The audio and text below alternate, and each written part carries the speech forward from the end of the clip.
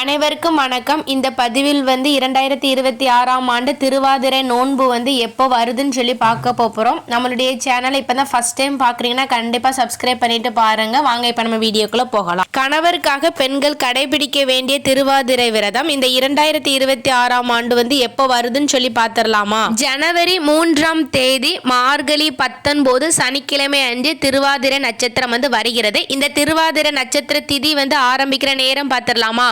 ஜனவரி 2ஆம் தேதி இரவு 8:16 ஸ்டார்ட் பண்ணி ஜனவரி 3ஆம் தேதி மாலை 6:56 வரைக்கும் இருக்குது. அதனால நமக்கு திருவாதிரை நாள் ஜனவரி 3ஆம் தேதி. இந்நாளில் நாம் விரதம் இருந்து சிவபெருமானை வழிபாடு செய்வதால் நமக்கு அதீத பலன்கள் கிடைக்கும். இந்த திருவாதிரை நட்சத்திர நாளை ஆருத்ரா தரிசனம் சொல்லுவாங்க. ஏன் அப்படி சொல்றாங்கன்னு சொல்லி பார்த்துடலாமா? திருவாதிரை நட்சத்திரம் சிவபெருமானுக்கு உரிய நட்சத்திரம்.